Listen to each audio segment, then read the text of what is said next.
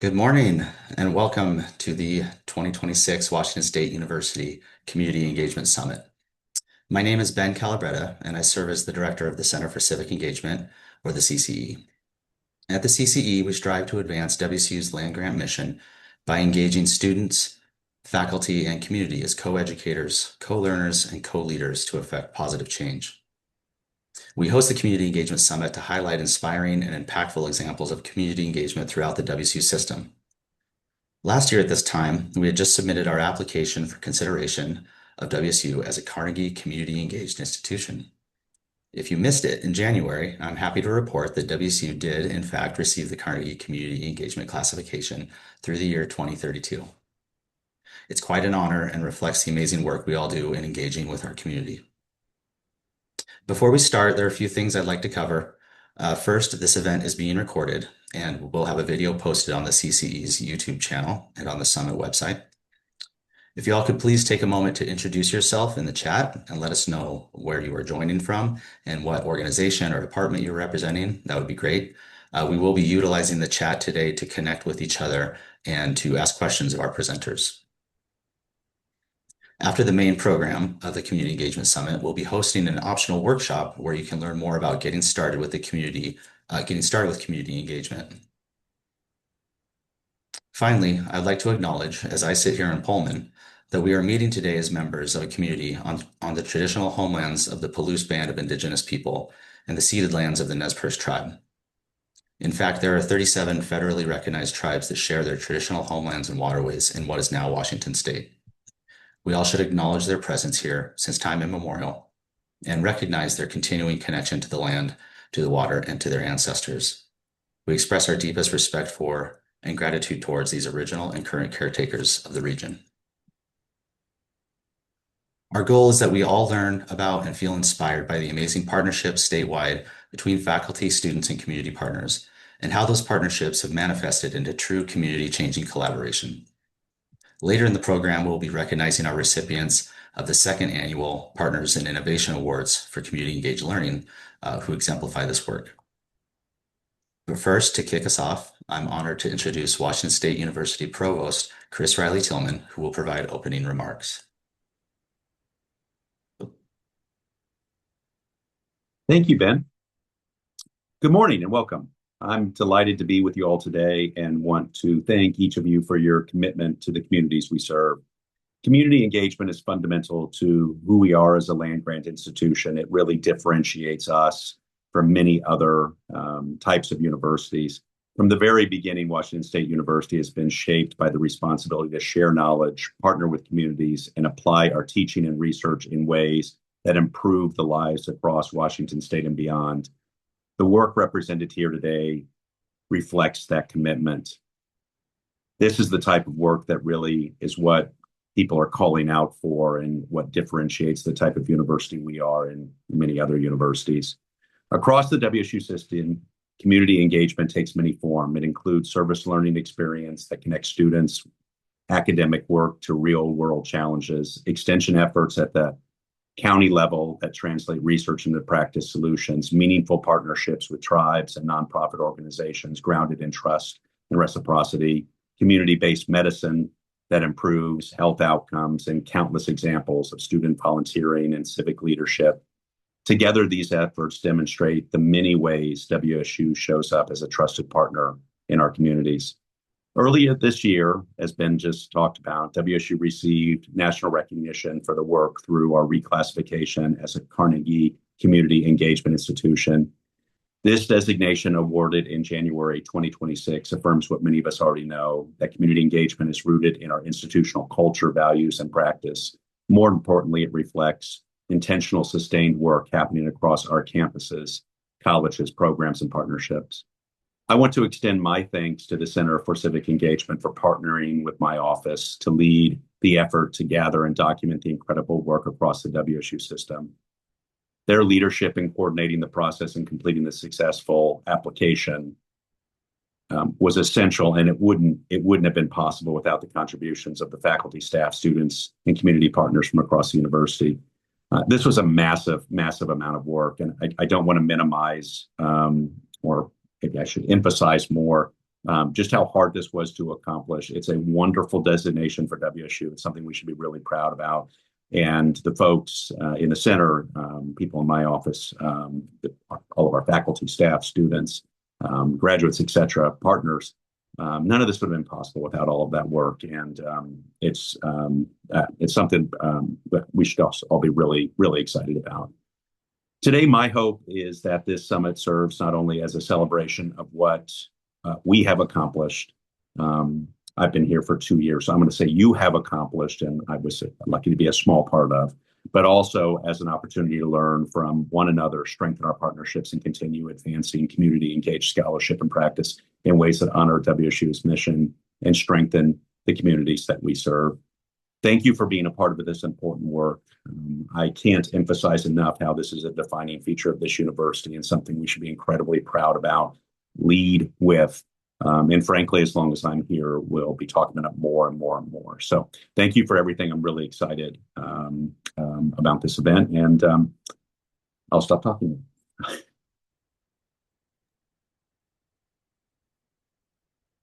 Thank you, Provost Riley-Tillman, for sharing your time, your insights, and your expertise with us today. Your contributions just just a lot of value to the summit. We appreciate you being here. So during the next part of the event today, we'll be listening to 5 Spark presentations. Sparks are intended to inspire, inform, and spark ideas or spark future ideas for community-engaged learning and collaborations. To get us started today, I'm excited to introduce Georgine Yorgi, the Director of the Energy Extension Program, and Mike Gaffney, the Associate Director of WSU Extension, who will share more about the Community Solar Expansion Program. Great. Thanks so much, Ben. I'll just kick us off. Before I get started, a couple of things. First, I want to recognize that there is quite a team of people behind the Community Solar Expansion Program who day-to-day manage the program, make it work. Definitely, even though they're not here today, want to make sure that they are an important part of the picture.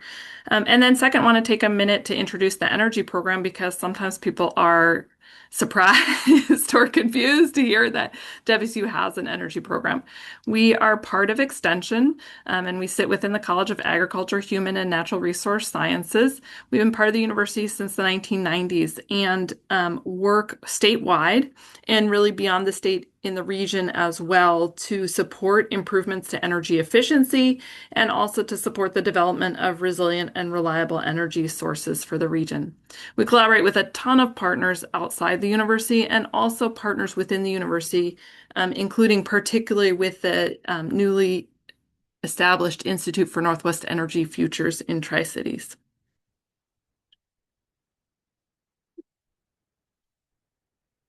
With that, I will start with just what is the Community Solar Expansion Program, and then I'll provide a few examples of how we're working in specific communities.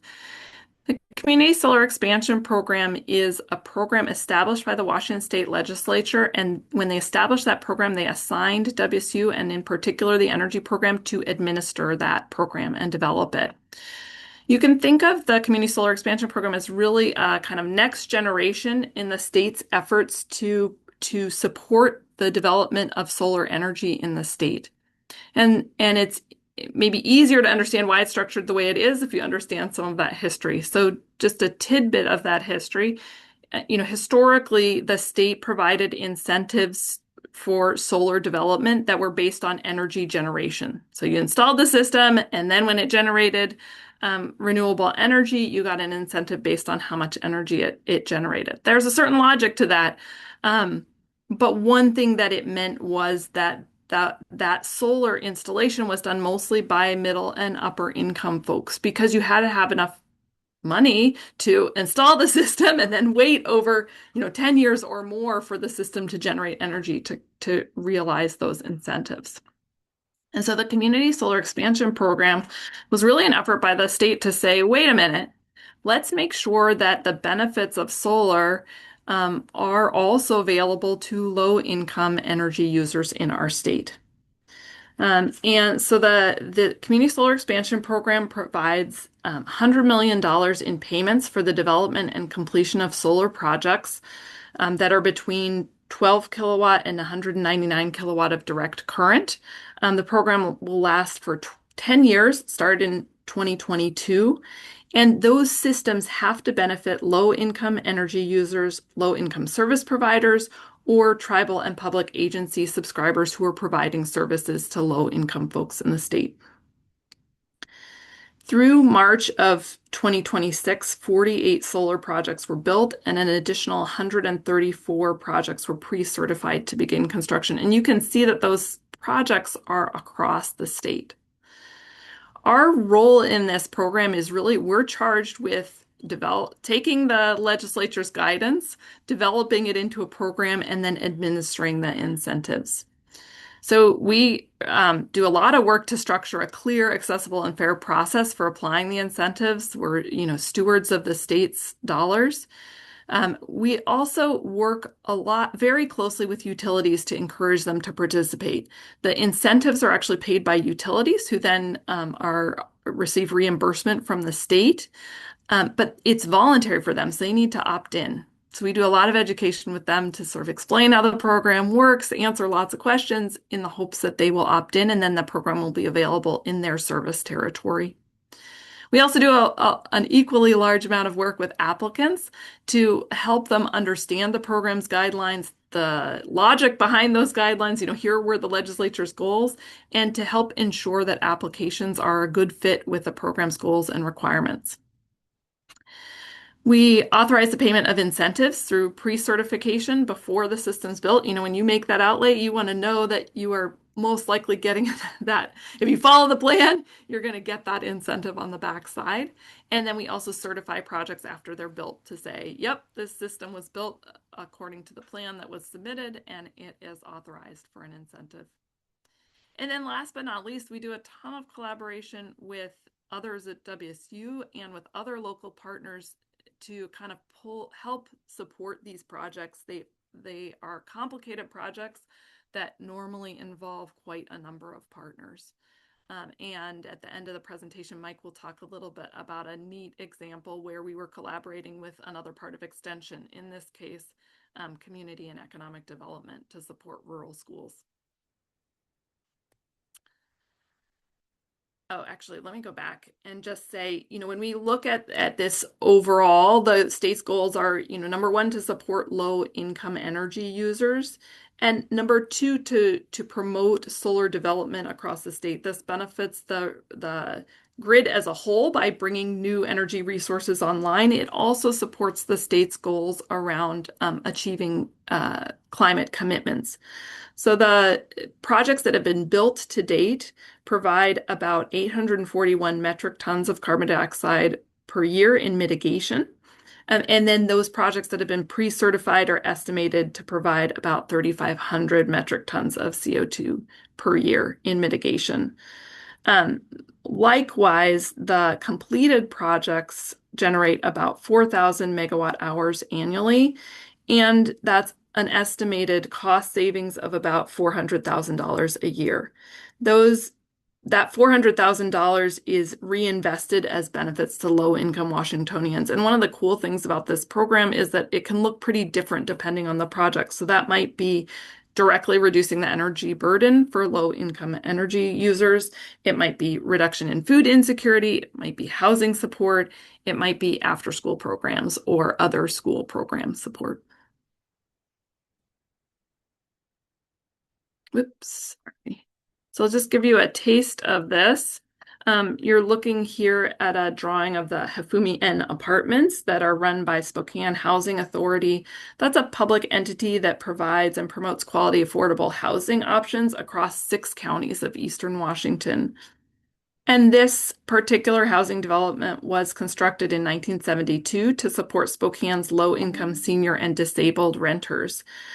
The building was redeveloped, or is being redeveloped, to double the number of apartments to 88 and to become more energy efficiency. So as part of that, the Housing Authority is installing rooftop solar panels to reduce electric bills at the property. The system is 88 kilowatt of direct current. It's been pre-certified and it's in the process of being built. Cost savings from solar will be reallocated to support tenant services and free electric vehicle charging on site. Here's a pretty different example. This is a system that is installed on the Port of Kamas-Washougal buildings. So it's a 799 kilowatt of direct current installed across 5 buildings at the Port of Kamas and installed in 2023. This is a partnership between the Port of Kamas-Washougal and Clark Public Utilities that provides electricity to more than 200,000 customers in Clark County.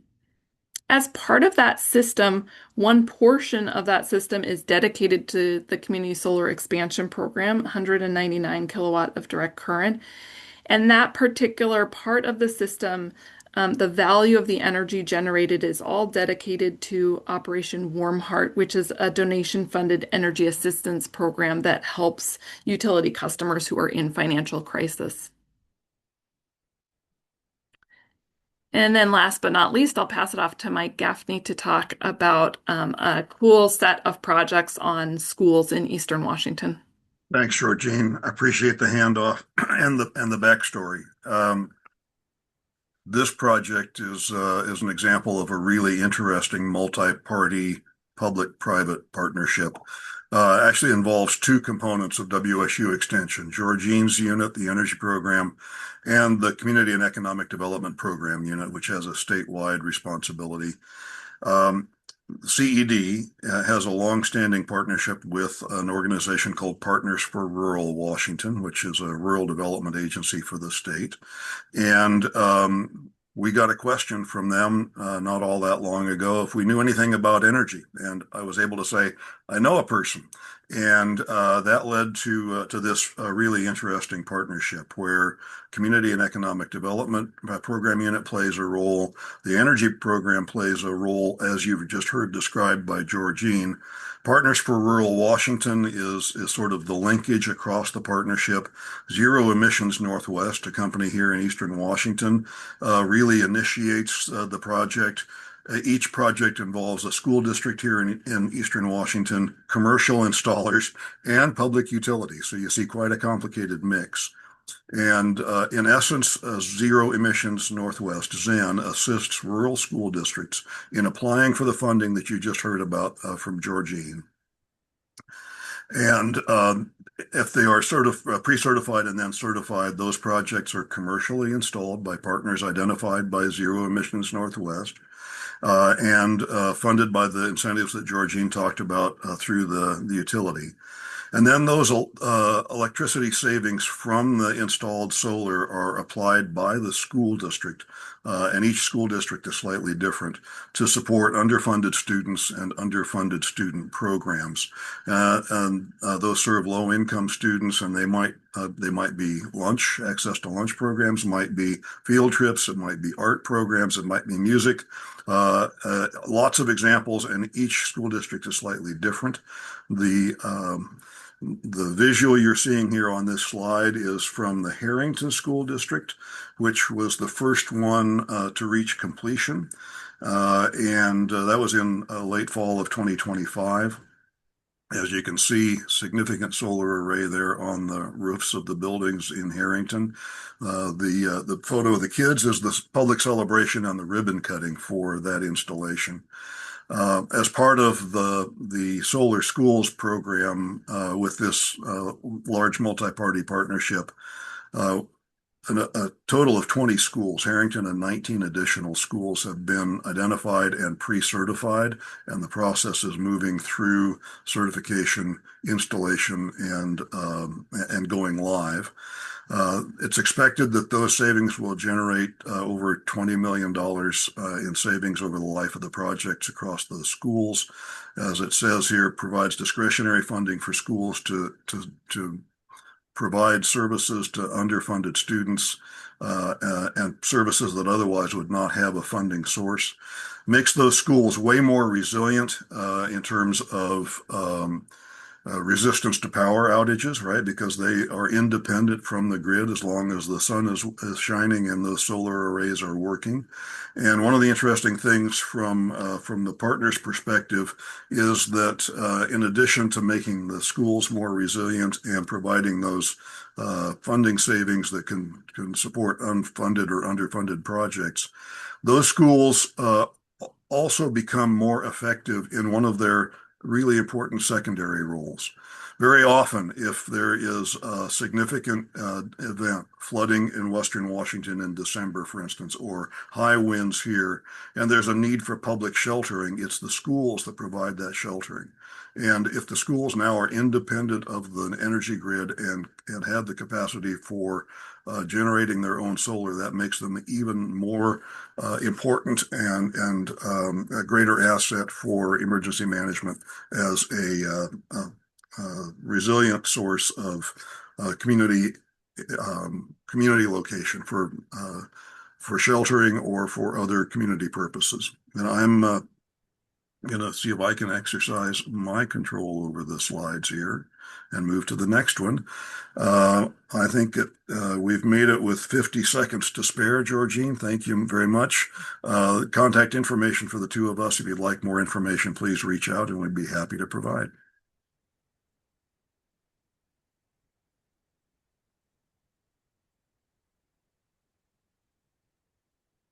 Ben, you're muted. There you go. I am muted. Thank you both, Georgine and Mike, for sharing this. It just seems like a great example of how you can bring so many partners together and really accomplish some big goals if you're all moving in the same direction. So next, we'll be hearing, let me get on this. Next, we'll hear from Megan Fitzpatrick from the College of Nursing at WSU Spokane Health Sciences, Evelyn Whitmer, Expanded Food and Nutrition Education Program State Director, and Brian Mader, Assistant Professor and Public Health Nutrition Specialist from WSU Extension Youth and Families Unit. Thank you, Ben. So hi, everybody. My name is Dr. Megan Fitzpatrick, and I am a clinical professor and the community health faculty lead for the pre-licensure BSN nursing program at WSU. I did obtain my DNP in population health from WSU. I graduated in 2022. So I feel very lucky and privileged to be able to now share my passion of community health with our nursing students. And so I was invited here today to highlight what we are doing within the nursing program as it pertains to community engagement. And so in collaboration with the community health theory course that students take, they also are required to take a clinical rotation in community health. And so this rotation uses a variety of directed clinical opportunities to guide students' learning and integration of community health concepts learned.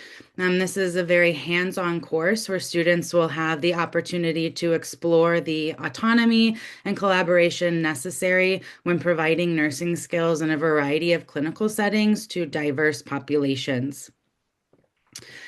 So in community health nursing, the goal is to strengthen and maintain the health and well-being of diverse populations while helping to strengthen the capacity for individuals and families to care for themselves, promoting self-care among community members, while also improving public health infrastructure and reducing barriers for folks, really is key to ensuring a healthier overall community. And so during the community health clinical rotation, students complete 50 direct clinical hours working with over 50 different community health organizations within the Spokane, Tri-Cities, and Yakima regions. Students not only learn what resources are available to community members, but they also perform clinical and non-clinical activities with the goal of improving the health and well-being of those living within these communities. And so some examples of clinical and non-clinical duties that students perform during their clinical rotations are coordinating vaccine clinics and helping to administer those vaccines, developing, designing, and delivering health-related patient education, presentations, information, and handouts for community members, performing basic diagnostic health screenings, such as blood pressure, glucose checks, and wound care. They help individuals access needed healthcare services, including in rural areas, and they assess populations they are working with and help to identify barriers to care through evidence-based research and stakeholder outreach. They also create solutions for these barriers identified through policy and advocacy assignments that they complete. So in the slide that's up, I also place the community health nursing clinical rotation learning outcomes, so you all could look at those if you wish. And then I also wanted to invite a community health clinical site partner that we utilized this semester to talk more specifically about what students worked on this semester. And so to talk in more detail about this, I invited Brian Mader and Evelyn Whitmer from the WSU Expanded Food and Nutrition Program. This program is designed to serve families with low incomes and is funded through the Land Grant University Extension Program. 2 nursing students were placed with them this semester to complete their clinical rotation. And so in their time with them, they did help deliver food and nutrition education to community members, as well as developing a food insecurity survey for clients to identify gaps and barriers that they face. And so I will now turn it over to Brian and Evelyn to talk more about this very amazing WSU program serving our community. Okay. Thank you, Dr. Fitzpatrick. It is a pleasure to be here today and to chat with you all about our work. And I want to just give a brief introduction again to WSU Extension and kind of our land grant mission. And this is the work in action, right? You know, one of the main components of WSU Extension is serving as the university's outreach arm to local communities, using local knowledge and experiences and translating evidence-based research really into real-world solutions that help address those community challenges and needs.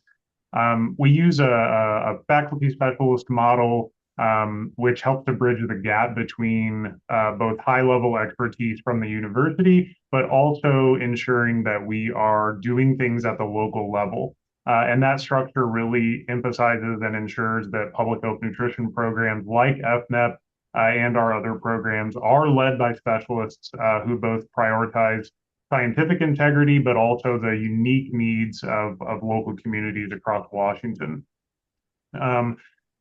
We also do a lot of work across different sectors, and we build those partnerships. Extension builds partnerships and collaborates with county and local governments, health departments, youth organizations, transportation authorities, benefit agencies, and other community organizations to address these structural barriers that we're seeing our communities face every day.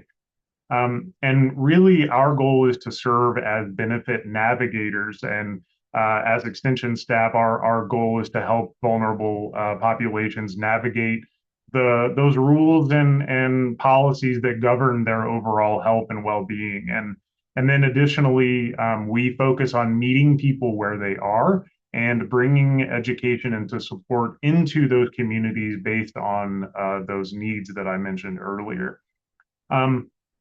And, you know, overall, WSU Extension's mission translates university research into community-driven implementation science, and specifically translating world-class research into hands-on practice to help create thriving communities, families, and individuals. And I'm fortunate, I think, to be able to say that with this work, that's exactly what we're doing with the nursing students and getting them involved in their communities and really seeing the patients that they'll be seeing normally in an exam room or in a clinical setting out in the community and viewing the resources and other things that are important for their overall health and well-being. So the last thing I'll say on this slide is that In addition, we think that Extension can provide a strategic career pathway for nursing students and other health professionals, such as nurses and community health workers, to really engage communities in that community-based practice.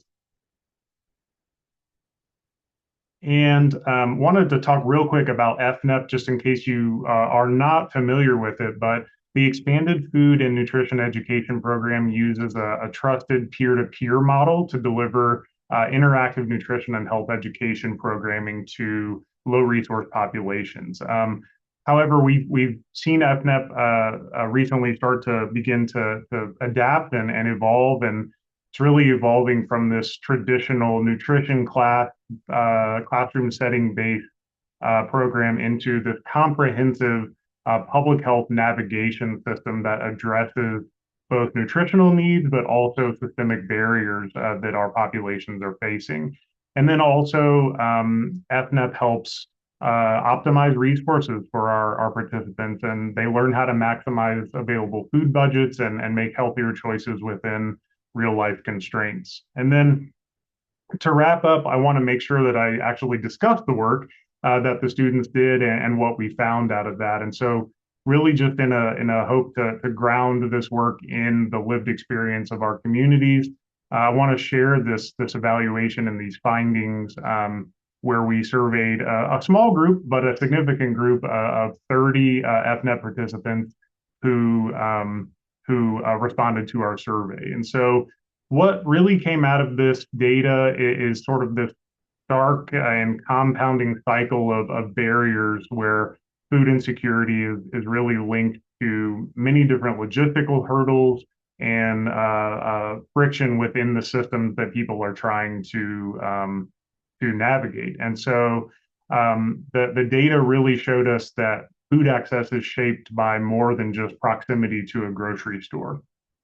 And we often talk about food access as a destination on a map, but for 93% of the respondents to this survey who rely on public transit or walking to get to their food sources, access, we found, is really a measurement of physical carrying capacity. And what that means is, as an example, when a parent tells us that taking the bus limits how much food they can physically carry home with them, and how much food they can purchase at a given time.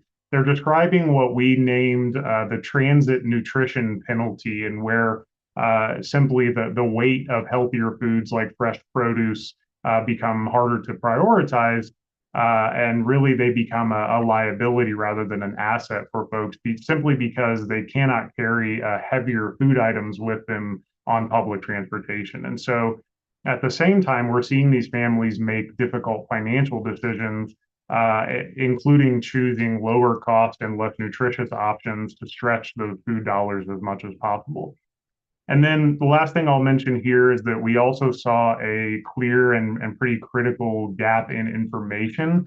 73%, so almost 3/4 of our survey participants, were unaware of recent policy changes to their Supplemental Nutrition Assistance Program, or SNAP benefits, or their WIC benefits. And so really, one of the things that we learned out of this process in working with students and working with our community members here is that we're not just teaching nutrition anymore through these programs and extension, but actively strengthening access by collaborating with partners in the community and sharing expertise at the community level with stakeholders, but also with community members themselves, and then ensuring that essential support systems like those food benefit programs are navigable for participants, so that they can successfully engage with those community resources and make the healthiest decision for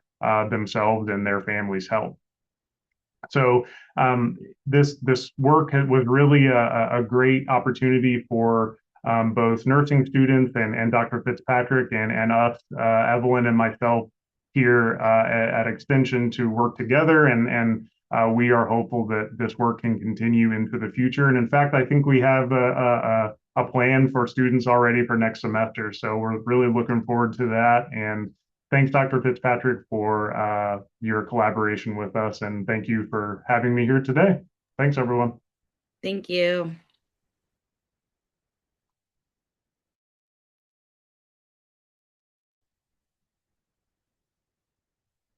Okay, well, thank you. I think this is a good example of just how community engagement really is like the foundation of, or can be the foundation of everything that we do at WSU. So next we're going to hear from Nicole Scalise, Assistant Professor in Human Development at WSU Pullman, and Parker Casey, an HD student with a focus in Family and Consumer Sciences. Yeah, good morning, everyone. Thanks so much, Ben, and to the Center for Civic Engagement for inviting us to talk about service learning in an undergraduate course based here in Pullman. So I am an assistant professor in the Department of Human Development, which is also a part of Connors, so the College of Agricultural, Human, and Natural Resource Sciences. And I was really pleased to be able to get one of my students who's enrolled in class this semester to come and share a little bit on his perspective soon. So to kick us off, I wanted to lay a little bit of groundwork on what's going on in our course. So I teach HD 306, which is our child development course at the university in person on Pullman campus. And the goal of this course is to provide an overview of human development from conception through about age 10. And this covers domains in physical, cognitive, and social emotional development for children. We have a pretty wide range in who enrolls in our course, but I will say it's primarily students who are interested in working professionally with children and youth. So this would be students who are majoring in human development, in psychology, often some education majors and kinesiology folks. And what's really interesting about our student population is that this is a group that expresses, at least at the beginning of course, a lot of interest in working professionally with children, but I will say their background experience with children and families is mixed. So we often see a number of students who have professional or prior volunteer experience with kids, but also many who do not have a lot of applied experience actually working with children. They think this is something they might like to do, but they are in that exploration phase of their undergraduate careers. And I think that this is one of the ways in which service learning in this course has been really powerful, is giving students the opportunity to interact with children in different age ranges than they might be used to, and really kind of hone in on those professional goals. So we enroll between 40 and 80 students per semester in this course. And part of this course, by design, that was pre-existing, predates me here at WSU, is to require service learning experiences as part of our course assignments. And so what this has looked like traditionally has been 2 service learning experiences and written reflections where students can describe and draw connections between what they've seen in their service learning experience and what they're seeing in the course. And I think when I started teaching this course in 2022, again, this was already a connection in place from my colleague in human development, Dr. Sammy Perroni, but it's come to be one of the things I appreciate the most about teaching this course.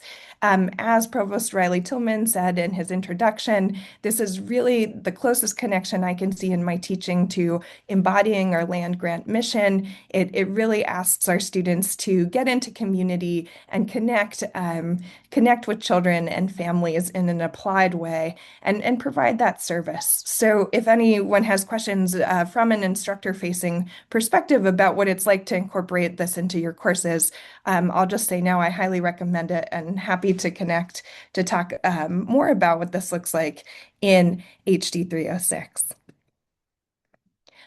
So my goal for this semester in HD 306 was a little bit different than how we had approached this in prior semesters.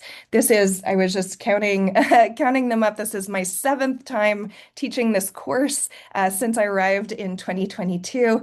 And I will say, traditionally, the model for service learning in HD 306 has asked our students to work with the Center for Civic Engagement and use their online service connection platform, GivePulse, to connect with a community, hopefully a community partner serving children and families, and initiate these service learning experiences a little bit independently. So they can choose from a menu of options curated by our CCE staff staff that are targeted at the students that we know will help out children and families. But historically, students have somewhat struggled, to find meaningful connections. I think especially post-pandemic, as local organizations have reduced the availability of in-person opportunities to connect with kids. Very much makes sense from a public health view, but has been a little bit challenging for students when they're on the site looking at that menu of curated options. Sometimes they can be a little bit limited, given student interest. I also found in most recent semesters, many of my students opting for online remote-based experiences that supported children and families. Things like writing a letter to a child in foster care or decorating a lunch bag of a student receiving free and reduced price lunch or meal services over the weekends. Very meaningful, but less in-person, on the ground, face-to-face interactions with kids. So the goal for service learning and the revamp this semester was to have students in the class connect in person with local organizations serving children during our class time. So giving up a day or two of instructional content or shifting things around so that we could go together as a larger group and serve children together. And to do this, I relied heavily on our service learning coordinator in Pullman, Allison Rockwell, to leverage existing community connections with child-facing organizations. And so this is something that could not have been possible without Allison, and I really appreciate the support in that. And finally, the ultimate goal is always to have students applying their course learning outcomes to the service learning experiences. And this is accomplished both in our in-class and pre-class discussions and also in their reflection work that they prepare afterwards. So where we ended up for this semester is a wholly new collaboration with a local elementary school here in Pullman, Jefferson Elementary. And here, right, this is a K through 5th serving elementary school in Pullman. And it was also a combined effort leveraging the CCE connection between Jefferson and the local Phoenix Conservancy. So the Phoenix Conservancy does some really excellent service work of their own and had connected already with Jefferson Elementary to do some of their work protecting and restoring endangered ecosystems like the Palouse Prairie. And this has been a fantastic opportunity because they had both kind of existing physical things on campus, like their native Palouse Prairie Garden that needed some additional support, as well as some kind of curricular in-classroom activities, like learning about pollinators that our HD 306 students were able to support. So we spent one day, one class session at Jefferson Elementary, and students in my class were divided into supporting kindergarten students with seed planting into seed cups, first grade students to work and support work in the pollinator garden, again, part of this collaborative effort with the Phoenix Conservancy, and help the third grade students in something a little bit more curricular. So pictured here, you see one of our 306 students supporting two young third grade students working on their pollinator science lesson to develop an understanding of what pollinators are and how that process unfolds.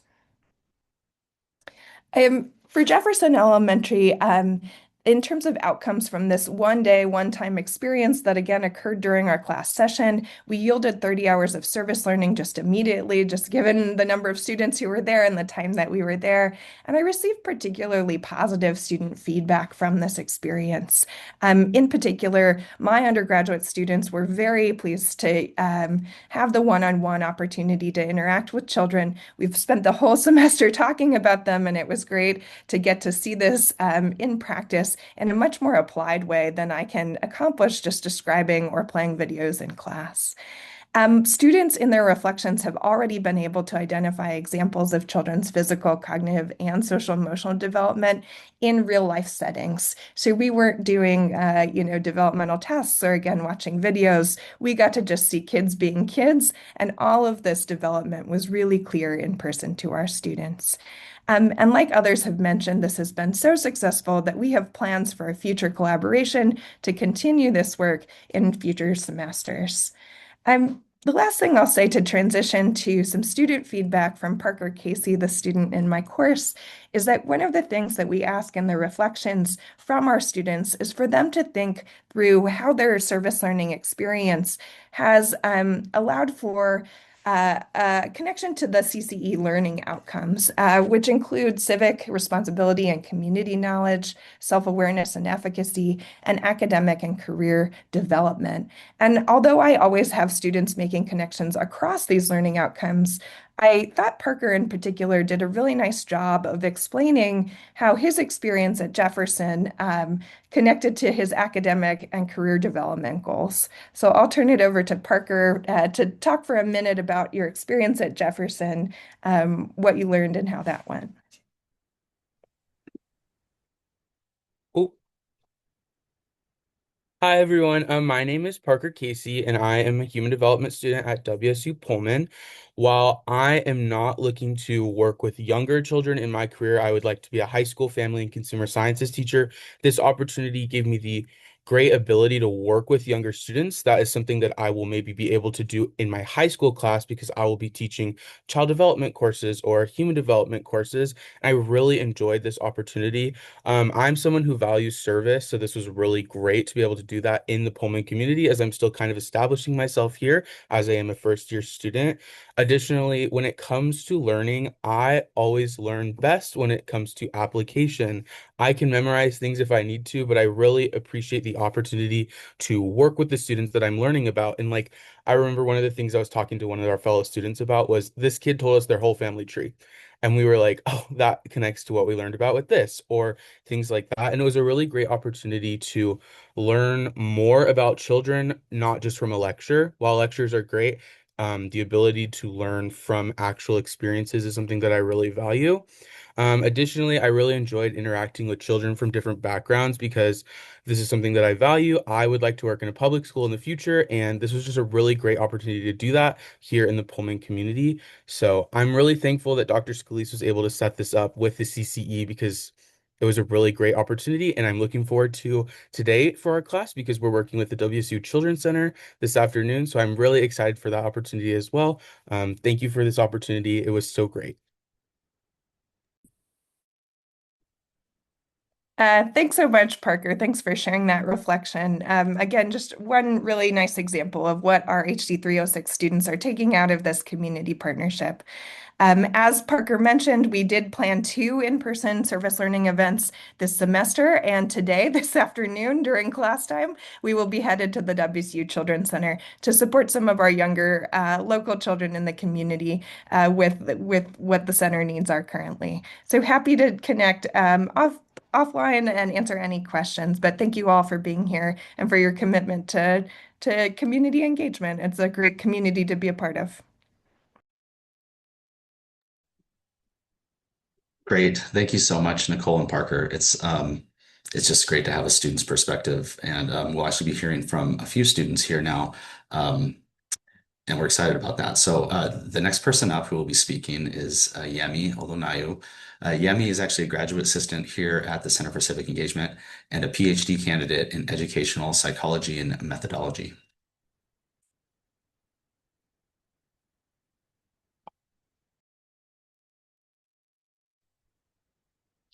Thank you, Ben, for that. I am privileged to be part of this, and I love the Center for Civic Engagement. It's becoming my whole being. So good morning, everyone. Again, my name is Oluyemisi Oloniyo. You just call me Yemi. And just like Ben mentioned, I'm a PhD candidate in the Educational Psychology program and a graduate assistant for the Center for Civic Engagement Global Campus, and I work from the Pullman campus. So today I'm presenting on the student voices. We call this student voices. What do we mean by student voices, and how does this impact community engagement? So will be this presentation highlight how students describe their experiences in their diverse service learning opportunities. We're going to look at how they described the influence of community engagement on their learning, personal growth, and civic awareness. Through student reflection, we at the Center for Civic Engagement, we see how their engagement experiences extend beyond service hours to service hours, irrespective of what the description of their service hour is. Some even went ahead and did 10, 20 hours in the semester. So we see how this engagement experiences extend beyond their service hour to shape how responsible they are, their self-awareness of issues around them, and the connection between the academic learning and the real world application, preparing them for the world of work. So for what we have done so far, we actually use what we call a thematic analysis to understand their experiences. These reflections were thematically analyzed using the Center for Civic Engagement learning objectives. And these learning objectives are three.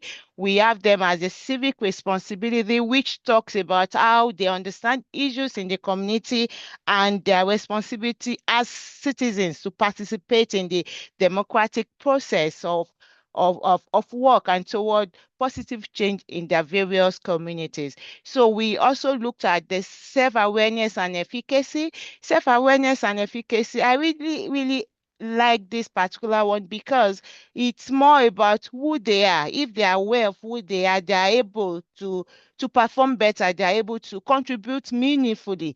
And not just being self-aware alone, it's also build the confidence in them, the self-efficacy. So it's all about identifying one's own values and interests, respecting and appreciating the perspective of other people in the community, in life situation, in whatever they find themselves. And the third one is academic success. Academic success, we actually use this theme to see if whatever community engaged they were involved in, did that extend what they are learning in the classroom. So it's like an out of the classroom kind of objective. So we use this to gauge how their community engagement strengthen their knowledge by applying their academic knowledge and to solve community issues. So we look at the concept of real issues in the community lead and how that lead to success in their classroom when they after their service hours.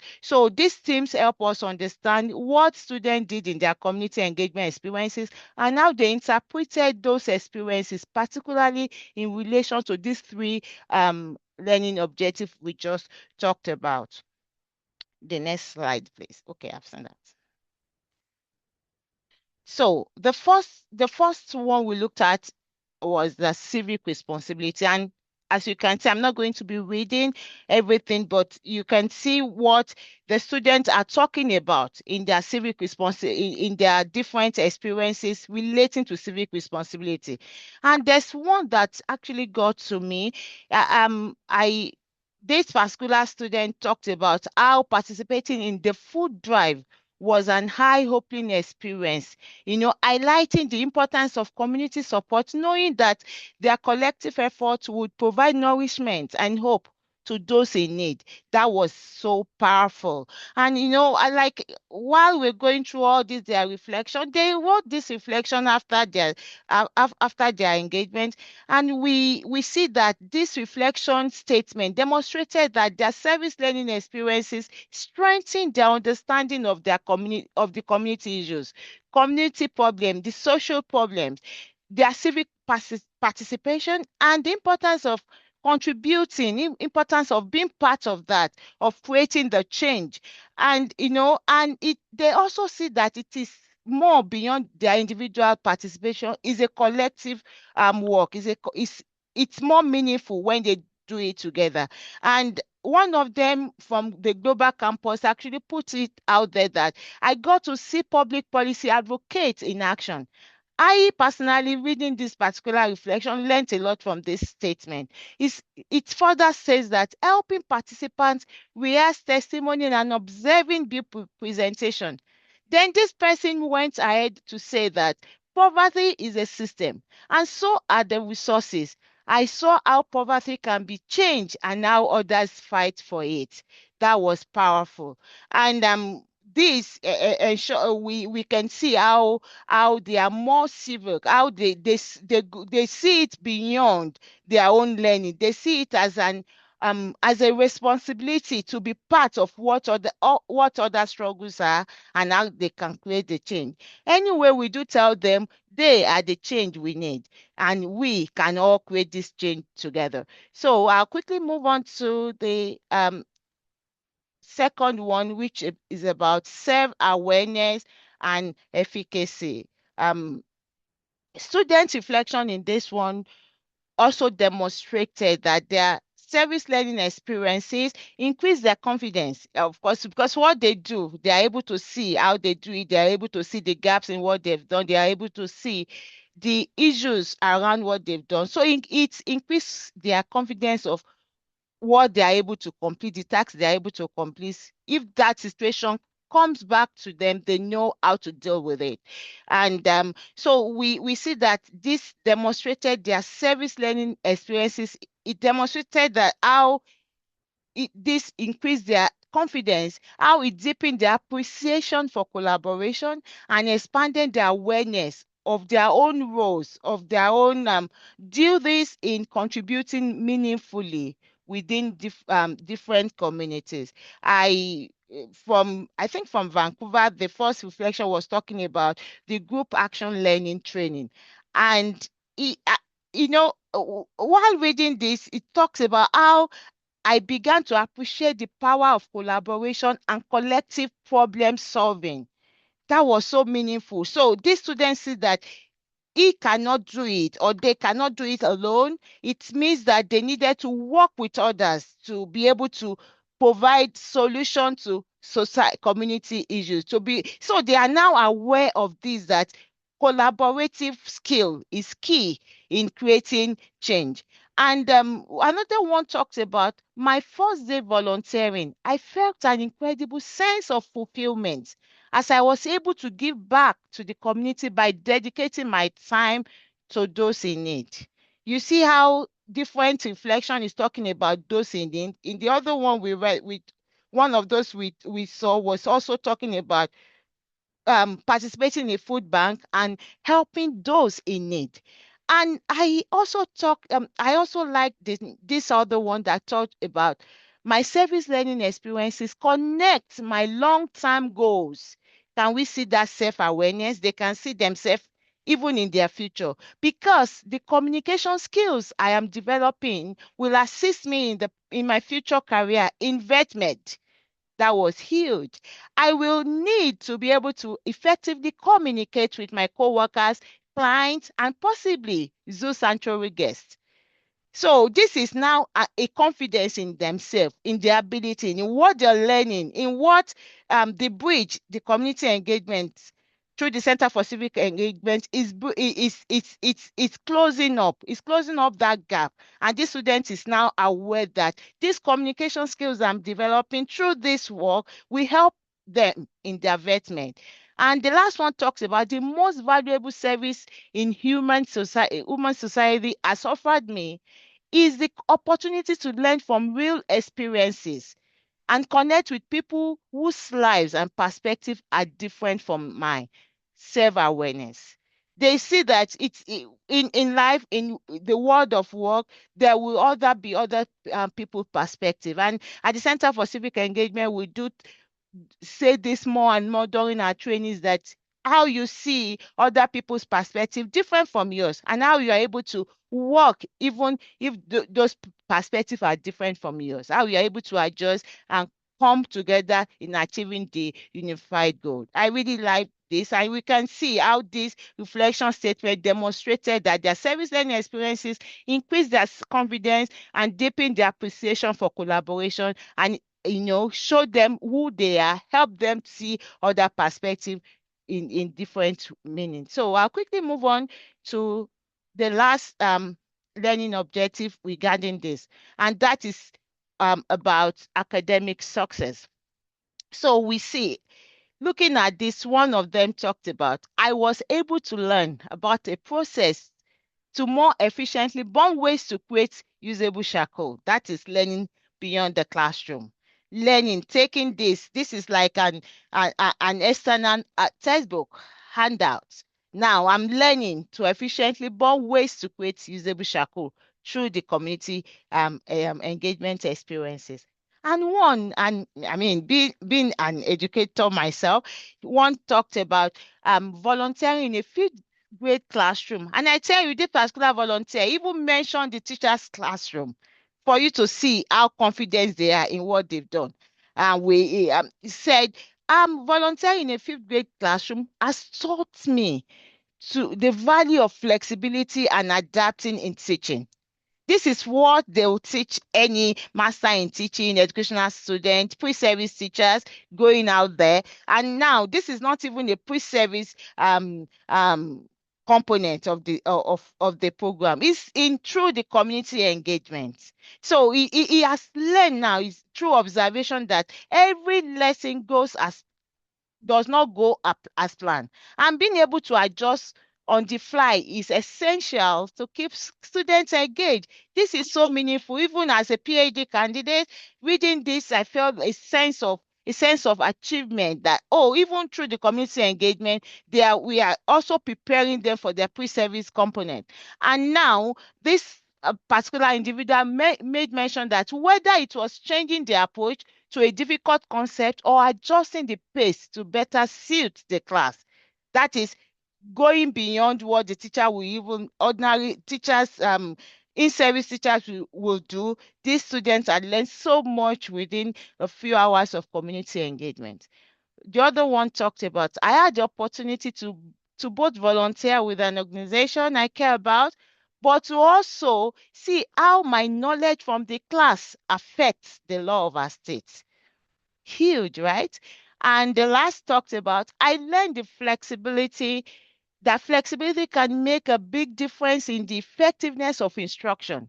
This experience has shown me that teaching is not just about delivering content, it's about meeting students where they are and helping them grow both academically and personally. You all agree with me that this type of students are ready for their work, and I'm pleased to be part of this group. So I'll move on to the next slide that talks about conclusion. You see that we can see now that student reflection consistently demonstrates that community engagement supports civic learning, personal growth, and applied academic development across WSU campuses, because those reflections are across campuses. So we see how reflection bridges the gap between knowing and doing, helping students making meaning of their community engagement experience. Reflection also strengthen the empathy, adaptability, critical thinking by placing students in a real situation. They are able to see themselves do it. They're able to see themselves help the situation. So they've taken something out of what they've done, and that will definitely build their confidence. And then intentional reflection helps students connect experience to civic responsibility, personal growth, and their academic learning. So that takes us to this slide. To support intentional reflection, the Center for Civic Engagement provides what we call a reflection resources through our Canvas page. Our Canvas page is developed as a go-to resource hub. Anything you want from the beginning of starting or developing a community engagement component in your curriculum, and joining it or going to our Give Post page to register service hour, creating a class, everything you need to know. We have created, we've done videos, we've done talking notes, we've uploaded documents on those resource hubs. And to support this intentional reflection we just talked about, the Center for Civic Engagement provides these reflection resources to the on Canvas page. These materials are just in different formats depending on which or what you need, depending on the course context, either service learning, either course project, whatever your course content is all about, or your goals is all about, you pick the prompt that suits you. These materials include multiple reflection formats and prompts that faculty and students can draw from depending on the course content. And this reflection resources provide the practical tools for structuring your reflection. So the goal is to move reflection beyond just description. What happened there? What did you do? What did you learn? No, it's beyond that. It helps students think critically of how they can bridge gaps, how they are able to solve situation. If that situation comes again or happen next, what they can do, what they learn, and how those experiences connect to their civic and academic development. I hope this will be very useful for everyone that will need it in the future. So our next call for action. This presentation highlights the importance of keeping reflection central to community engagement design rather than treating it as an add-on. It's supposed to be a core component of learning, because without them reflecting, we are not able to gauge what they actually learned. So the reflection, when students engage in authentic community-based learning and are given structured opportunities to reflect, to think, to think back again on what they've done, what had happened there, they are better able to recognize transferable skills and connect their experiences to academic learning and deepen their civic understanding, because that is all what this is all about. We don't just want them to volunteer and engage. We want them to think through it. We want them to see the gaps. We want them to reflect on it and see what they can do better next time. So this also opens an opportunity, an important question for all of us here today, that what additional resources, structures, or support do you need from the Center for Civic Engagement to support a reflective, high-impact engagement and reflection across the WSU system? It's a call to all. What do you need? We are here to help you. We are here to support you. So, and if you need any information from us, just contact the Center for Civic Engagement. We have academic coordinator, Alison Rockwell, and just send us an email. And I am your Hodiyemi Soloni. Just send us an email and we will be able to take you through. Thank you, everyone, for your time. Thank you so much, Yemi. It is the passion in your voice just comes through, and it warms my heart to hear that service learning and community engagement is kind of your thing now.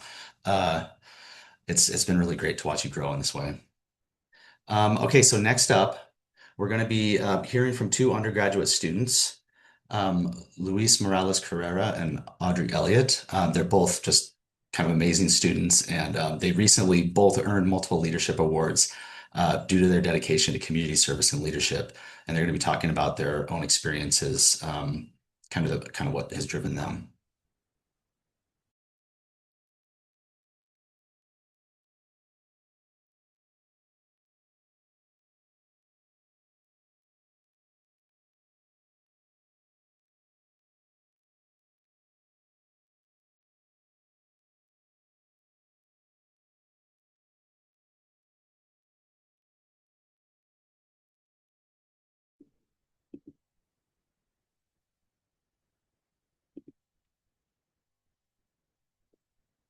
Oh, hello, can you guys hear me? Yes, we can hear you. All right, perfect. Good afternoon, everybody. My name is Luis Morales Carrera, and I'm here on behalf of Project Erase to talk a little bit about our organization and what it means for community service. And I'm the slide clicker.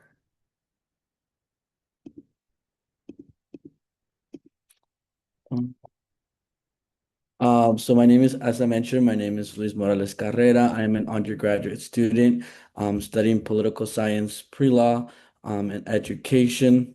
Some of my experience regarding community service involved founding and leading Project Erase, as well as I was part of a nonprofit organization in high school as a youth coordinator in a food distribution program where we distributed over 2 million pounds of free food to people across the community in a drive-through styled food bank where we would get donations from local grocery stores that they were about to throw away, and then we would take it and reuse that and give it back to the community so that it wouldn't go to waste. And that's kind of where our name Sustainable Renton came from. We were also part of creating not creating, but leading United Way in the King County area. So I know some of you may be familiar with United Way and the work that they do national, but on the local level, I was part of creating a community event that brought together leaders across our community, but also just brought our community overall to voice their needs and things that they needed, specifically the Latin community and the things that it was important to them. And then I'm trying to who we are. So Project Erase is a community-led initiative that was started by me when I was in my senior year. It's meant to show people the importance of having access to educational inequality. We do this through workshops, fundraising, and any other events that are important to expanding our message of educational inequality. Our current focus group is in Guatemala. We focus on helping students over there by accessing school supplies like pencils, notebooks. We also do the fundraising opportunities here at WSU, which help us get the secured funding that's needed to make this dream possible. This year, we're actually hoping to expand to build our first Project Erase classroom. So some of the goals that we've accomplished as an organization, so we've shipped over 6,500 school supplies to over 140 students in Guatemala. We've reached over 1,000 students in person. That includes here in WSU, but we've also done that at the middle school and the high school level. This has been done through workshops that we've done across our communities just to show people the importance and impact of Project Erase. We also have reached over 100,000 students online. So this is through our social media efforts. And we've done this with the help of funding, which has been from school supplies, from local grants that we've received, which brings our total to $8,500 that we've received in total. And then what makes us unique? So what makes us unique is that the school that we support is currently the same school that I once attended. One important message that I always like to share with people is the importance of helping out one student because that supports 50 students behind them. And what I get from this is that I wouldn't have made it to where I am without all the support that I had from people across my community throughout elementary, middle, and now high school, and then now college. And that is one of the things that I really want to show people. And I want to show them this through Project Erase because if I support the same school that I once attended, is to show people like they can also do the same thing. And that sometimes helping out your community is not just about stepping into other areas. Sometimes we can step back into our own communities and think about what our own communities need. And that's really what makes Project Erase important at its core. And then secondly, Project Erase is not another nonprofit. It is a movement shaped by our stories that aims to represent the voices of often forgotten children. One thing that I always share with people is that I don't want Project Erase to become a bureaucratic system where we have like 30 people that are absorbing all the funding, and then we have like only, a small amount of that funding going to the actual people that it's meant to benefit. That's one thing that I never want to happen with Project Erase. I never want it to become just a bureaucratic institution where it takes so many people to make one decision, but rather a small group of individuals making a bigger impact. Thirdly, our growth is deeply shaped by our communities that guide and support our leadership, reminding us that nothing is meaningful is built alone, but through the strength and support of those around us. One of the things that makes us so great around WSU campus is that we've been able to partner with over 13 organizations in our first year of running here at WSU, which shows how important community collaboration is to us and our organization. We are focused on the expansion of our message, not the expansion of the organization. I think that oftentimes when people are looking into the nonprofit sector, they really look about like numbers, money, and like really just expanding, like building chapters. But not every growth is good. Some growth is not every ambition is good. Some growth, like you really have to think about like, is this going to lose the original message of the organization? What is the impact that this growth is going to have on the message that you're trying to shape? And that's what really we focus on Project Erase. And ultimately, every action has a purpose. So for us, it's really important to make sure that every action that we take has a purpose, and not a purpose for the organization, but a purpose for the movement and a purpose for the things that we do. And everything just connects to the overall story for Project Erase. And one example that I can give for this is our colors of the organization are actually the Guatemalan flag colors, which is meant to support that. That's like where it all started in Guatemala.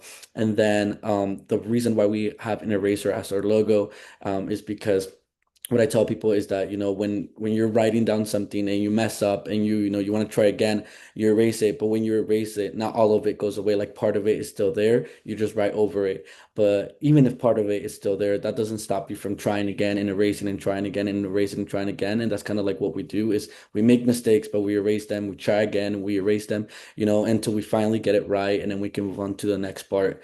Another thing that has purpose within our organization is that at every workshop we show this short film that's about 11 minutes long, and that's to represent the amount of years that I was in the US before I created Project Erase. And with this, we ensure that every time we share something about the organization, people feel inspired, and they don't think like, oh well, that's just another decision that they use to keep running. No, like this is a decision that we use to make sure that our organization has deep, meaningful connections to our community. So for some closing words that I want to share with everybody. So the first one that inspires me every day as a community change maker is that vision without action is a daydream. One thing that I always tell people is that it's easy to sit down and like name the 10 million things that are wrong with the world, but what are you actively going to do to support and make those changes? Sometimes people, just want to sit down and complain about this, and that, but it's like, what are you actively doing to make an impact within your community? For me, when I was in 12th grade, I knew that there was a problem with the lack of access to educational resources, but I always knew that I wanted to make a difference for people, and I always knew that I wanted to do that some way or another, and I didn't know how I was going to do it from the beginning, but I just knew I had an idea and I knew I had to work towards it. And I think that's one of the most important things that I tell people is that it's important to have goals, it's important to have dreams, it's important to have aspirations, but most importantly, it's important to make a difference within your own community. Secondly, another thing that I always tell people when leading Project Erase is that good leaders don't create followers, they create other leaders. Again, this kind of symbolizes that part that I don't want Project Erase to just grow into more chapters. I want people to make their own version of Project Erase. I'm passionate about this organization because I started with the message, but someone else can be passionate about their own message. I know that during the past 3 years, Project Grace has inspired a total of, I think, 3 organizations by different students across Washington State. One of them helps girls in India access hygiene products, or women in India access hygiene products. Another one helps students in the Philippines. I think it helps them access school supplies as well. And then I think there's a third one that's also coming up. And then they help students in Nigeria. They're going to help them access food because that's one of the things that they really lack over there. And that's kind of what I tell people is you want to make sure that you inspire others to make change, not just inspire people to follow you and follow the things that you're doing. I want people to do their own thing and be their own person. And lastly, I would say that the perfect starting moment does not exist. Oftentimes we think about the change that we want to make and the things that we want to do, and we always think about like, oh, but is this the right time? Like, is this the right time? Is this the right time? And many times it doesn't have to be the right time. It just has to be the time that you're willing to make a change, and you have to be willing to make mistakes and be willing to let all these things kind of happen and understand that not everything's going to be perfect. And that's, I think, one of the things that I struggled the most at first with Project Erase. I come from a low income background. My parents were not rich. I was never rich. And that's what I always tell people. It's like sometimes people think that you have to wait for the perfect moment, like when I have enough resources, when I have enough connections. Like this mission, this project is to show that sometimes and many times there will never be a perfect moment. It's just a moment that you want to take and the opportunities that you want to take to make a difference. And kind of one last couple words is I just want to say I'm very thankful for the Center for Civic Engagement. Many of the things that we've been able to do around campus is and thanks to them allowing us to be a partner of WSU and allow us to make the difference that we do through offering community service to all of our partnerships across campus. It's been amazing work to work with the Center for Civic Engagement. I'm working with Allison as well. I know that this semester and next semester we're working towards building our first Project Erase website, and that wouldn't be possible without the great work that the Center for Civic Engagement does. But that's everything I have to share with you guys, and thank you so much for your time.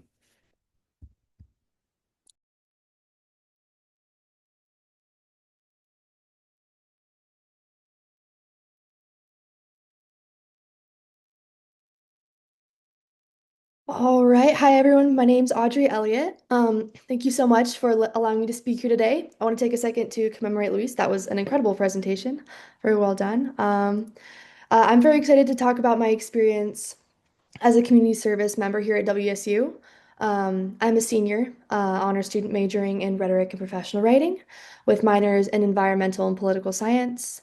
I also have the Mindful, Emotional, and Social Intelligence certificate, which is offered through the Honors College as well. My work focuses on the intersection between communication, environmental stewardship, and community advocacy.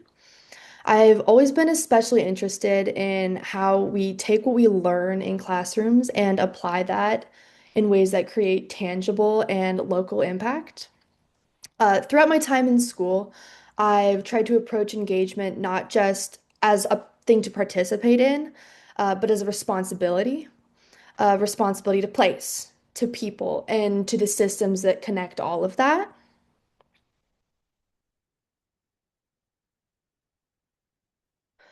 A major part of my engagement has been through environmental stewardship, particularly in the Palouse region. One of the projects that I've worked on is riparian restoration, which was done with Palouse Conservation District. Palouse has done a lot of really outstanding work in the area. The specific project I worked with them on most was planting willow saplings along stream banks and then using protective caging to ensure those survival. And we had to have done like hundreds of willows. There was a lot of them. But these willow saplings play a very critical role in stabilizing soil, preventing erosion, and filtering pollutants before they enter our waterways. So very, very important. Um, I've also participated in weekly service with Phoenix Conservancy, where I worked with things such as invasive species removal, native seed saving, and restorative planting. This kind of work can be incredibly physically demanding, but I find that because of that, it's also incredibly grounding. It connects you directly to the long-term health of the landscape and overall the planet. Um, I've also partnered with WSU Stormwater Services and taken part in river cleanups and helped track the river health for the city of Pullman so that they could create meaningful action to protect the streams. I've experienced through this how it really showed me how collaboration between students and local institutions can produce incredibly meaningful environmental outcomes for the benefit of the entire community. What I've learned through all of this is that stewardship is definitely not a one-time act. It is ongoing, consistent care. All right. In addition to environmental work, I've also been involved in efforts that address social equity and basic needs. At the Community Action Center, I helped organize food bank distributions and supported weatherization and energy programs. These services are essential for families navigating financial instability, especially during seasons of extreme stress. Through Palouse Habitat for Humanity, I've had hands-on work with home restoration and finishing projects. That experience definitely made the issue of housing insecurity much more real to me. It's definitely not theoretical when you're physically contributing to somebody's future home. I also have assisted the Palouse Science Center, which was probably one of my favorites, in preparing materials for children's science education programs. That role really emphasized how early access to education can really shape a child's long-term opportunity and curiosity, which is integral to creating avid learners. These experiences all reinforce, again, something really important that community engagement isn't just about improving the spaces that already exist, but improving the access that we have to get to those spaces.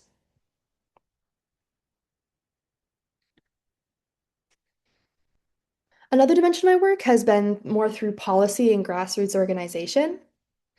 2 summers ago, I worked with Cottonwood Environmental Law Center, which is a law center back with where I'm from, Belgrade, Montana. And for my entire summer, I worked with them and learned a lot from politics to the power of the average citizen's voice.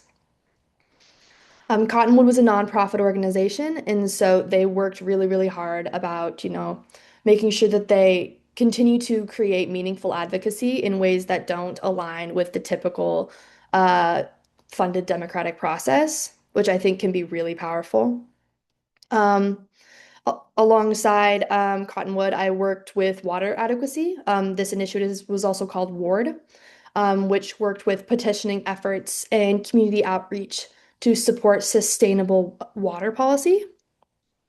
That experience showed me how local organizing can influence decisions that have long-term environmental consequences on not just the city that you're advocating in, but the surrounding towns as well. I also helped organize a Cottonwood Gala, which celebrates the donors who support conservation work. For that gala, and this is in the photo on that screen, I actually managed to propagate and grow over 50 cottonwood saplings to give to our members to plant to continue creating environmental diversity. And the Cottonwood Gala really highlighted the importance of sustaining not just the work itself, but the networks that make it possible. Additionally, I led highway cleanup efforts near the entrance to Gallatin National Forest, which, while simple, these efforts contribute to a shared culture of stewardship and a pride in our public spaces. Throughout these experiences, I definitely saw how policy, advocacy, and action all work together, and that they are definitely not separate but incredibly interconnected.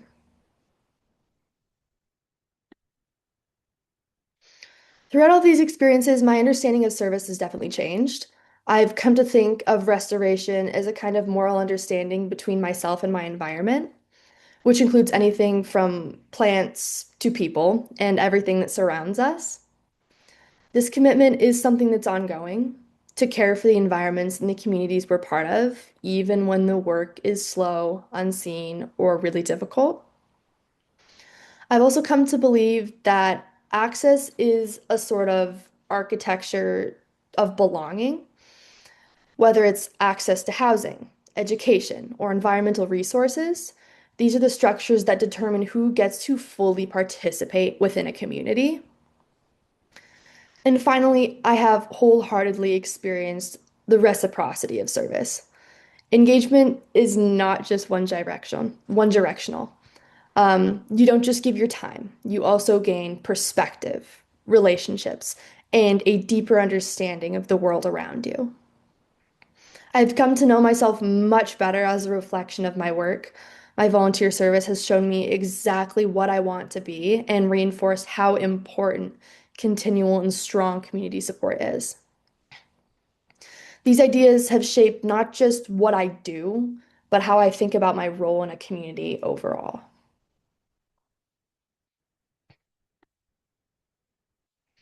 And finally, just some thoughts to kind of wrap up. To conclude, one idea that has kind of stayed with me, and I like the metaphor of it, is the importance of having dirty fingernails. Not only does getting dirt under your fingers connect you to the planet and the thing that supports us all, but it also symbolizes the need for hands-on community service. While absolutely all service is so valuable, I found that for me, my community engagement happens in the field, in the physical work, in the conservations, and in consistently showing up, not just behind a desk. I've also come to see social responsibility as something very, very active. Our individual skills, whether that's writing, leadership, or restoration work, are most valuable when they're used to address shared challenges that we all can understand that we face together, not separately.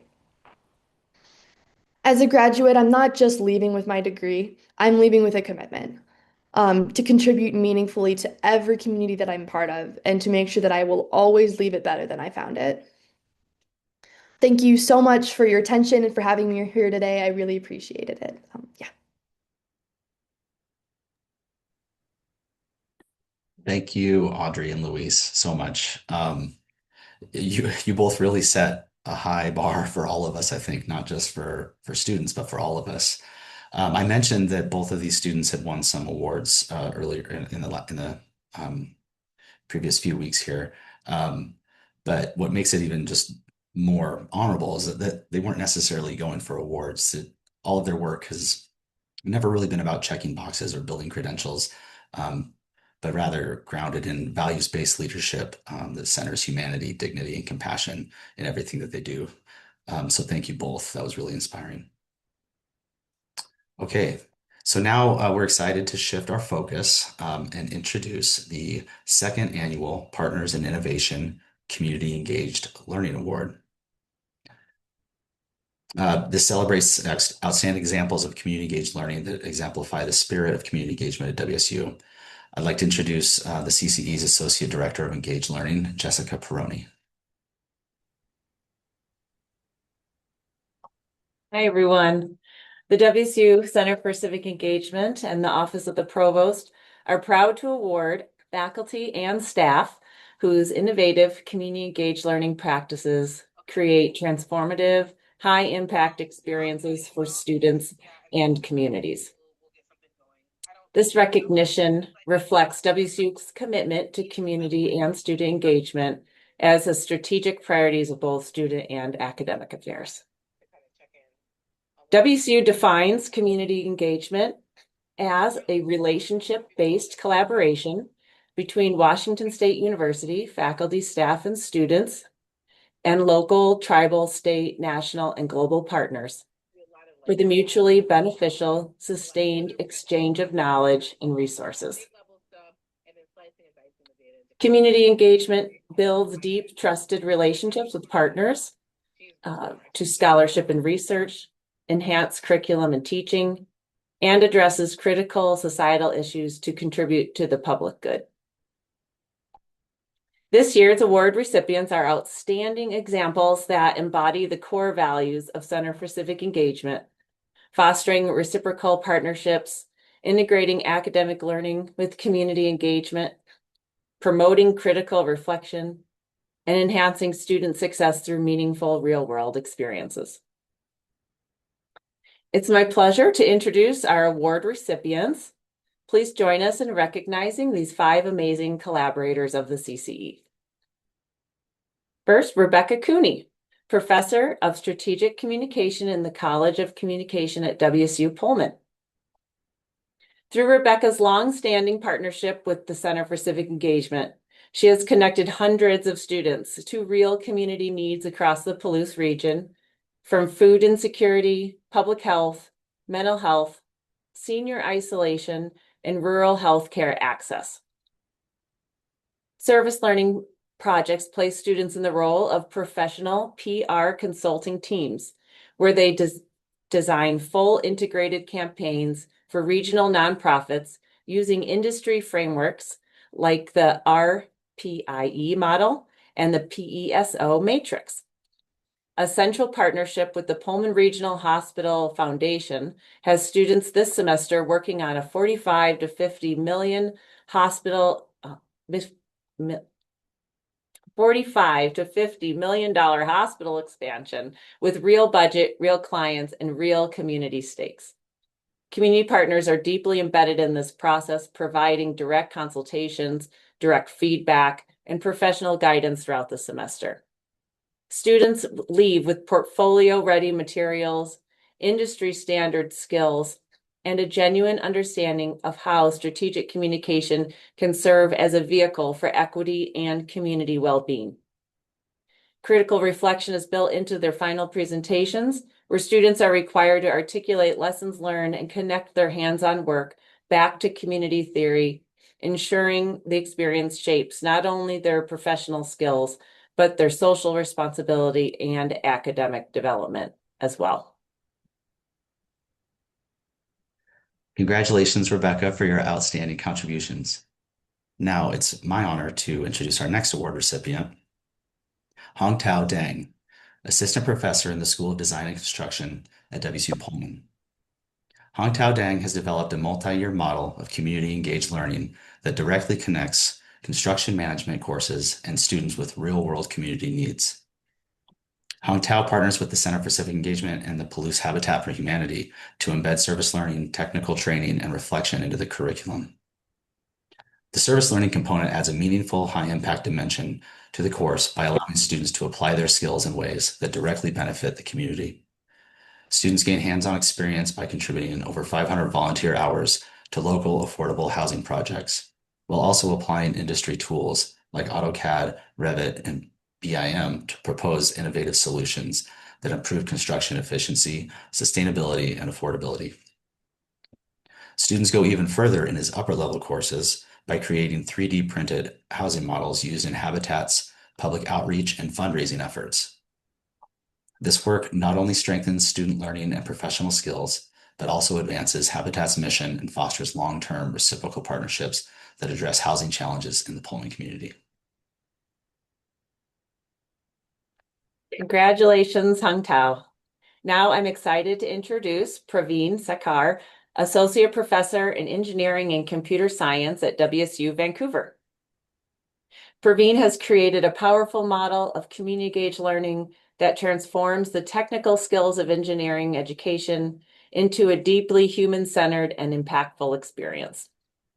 In his required course, students work directly with community partners to co-create real solutions, from educational STEM kits for K-12 students to tools that improve nonprofit operations, while applying the technical and professional skills they learn in the course to real-world projects that directly benefit our community. What sets this experience apart is the authentic human connection students build through ongoing collaboration, mentorship, and shared problem solving with community members who serve as the co-educators throughout the process. These relationships, along with structured reflection, help the students build empathy, ethical awareness, and a strong sense of social responsibility. Students see the direct impact of their work, skills, and knowledge on people's lives. Congratulations, Praveen. It's my pleasure to present the next award to Elizabeth Candello, Scholarly Associate Professor in the College of Communication at WSU Vancouver. Elizabeth Candello partners each semester with a new community organization, including groups addressing domestic violence, food insecurity, foster care, and housing insecurity, ensuring students are always working on real, relevant challenges that serve historically underserved populations. Her strong partnership with We Communications, an international agency headquartered in the Pacific Northwest, gives students direct mentorship from industry professionals while tackling consequential societal issues. Community partners are active collaborators throughout the entire semester, from the initial client pitch through ongoing feedback to a final campaign presentation, making the experience genuinely professional and reciprocal. Elizabeth's work simultaneously builds student civic awareness, academic skills, and professional development. Structured reflection sessions push students to reflect critically on questions of representation, power, and ethical responsibility when communicating on behalf of marginalized communities.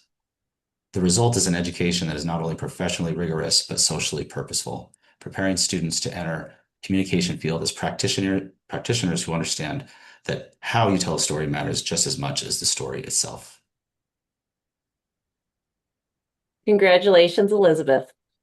Next, I'm honored to present the final award to Janet Peters, Assistant Vice Chancellor of Academic Engagement at WSU Tri-Cities. Since joining the inaugural WSU Community Engagement Faculty Fellows Program, now called the Community Engaged Scholars, in 2017, she has embedded a semester-long service learning project into every section of her statistics course, meaning every psychology major at Tri-Cities completes at least one community engaged learning experience as part of their degree. Each semester, students work as data consultants for local nonprofits, applying real statistical methods to real organizational data. Partners have included food banks, emergency shelters, healthcare clinics, school districts, and camps serving children with serious medical conditions. Service learning is woven throughout every aspect of the course, from labs and homework to exams and final presentations, ensuring that the community project is not a side activity, but yet the backbone of the learning experience. Community partners co-create the goals from the start, provide mid-semester feedback, and attend final presentations where students share their actionable findings. In some cases, organizations have used student work directly in grant writing and donor outreach. Students complete 6 structured reflection activities across the semester, developing civic awareness, social responsibility, data literacy, communication skills, and professional competencies. Janet also extends her impact beyond the classroom by mentoring faculty across WSU and contributing to national conversations about the value of service learning in higher education. Congratulations, Janet. We would like to extend a heartfelt thank you to Chris Lavoie and the Nova Studio in the Spark Building for producing the Partners of Innovation Community Engaged Learning Award for the 2nd year. The Nova Studio is an incredible resource at WSU for students, faculty, and staff. We are especially grateful for the creativity and technical expertise of Chris and the Nova Studio team. Lastly, on behalf of the CCE and Office of the Provost, we congratulate you and thank you. Your commitment to service learning is a model for what community-engaged education can and should look like.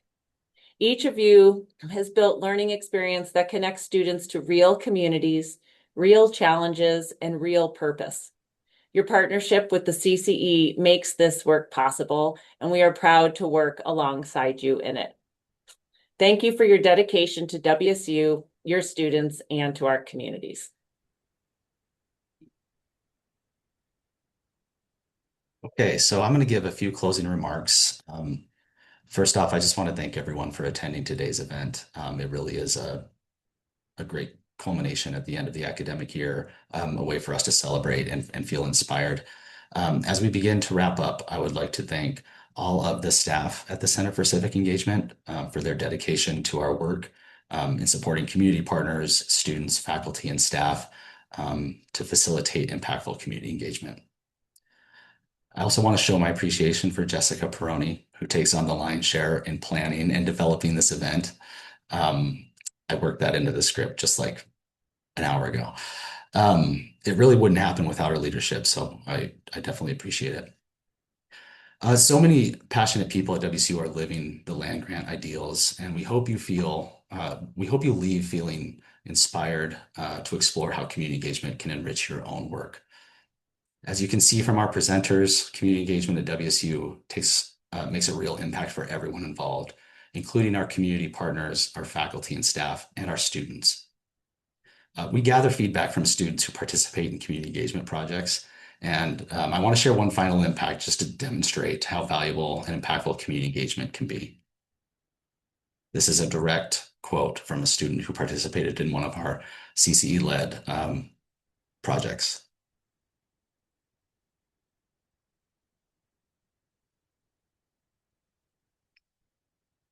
We got this feedback in the fall, and it really has, we've just been riding high on this feedback since then. But it kind of sums up all of the feedback we get from students in that it is really meaningful and impactful work for them. So it was literally, with no hyperbole or exaggeration, the best thing I've ever done in my life. So if you ever doubted the impact that this kind of work can have on people, we want to leave you with that. So the Center for Civic Engagement is here to support you and collaborate as you integrate community-focused experiences into your work. Feel free to reach out to any of us that work at the CCE, but I do want to share that we'll be wrapping up the program now, but we will have a workshop, a breakout room. Allison Rockwell, our service learning coordinator at the CCE, will lead a workshop exploring how the CCE supports faculty, staff, and students in community engaged learning. And she'll guide a discussion on available resources and practical steps for getting started with your own community engaged work or service learning. So the workshop will take place in the breakout room. We'd love for you to join us. It is optional, of course, but it's definitely a good way to get started or just simply ask questions to learn more. So thank you all again for attending, and I will go ahead and turn it over to Allison. Great. For those of you who want to join, I'm creating the breakout room now. I guess it's called room 1. There we go. Open all rooms.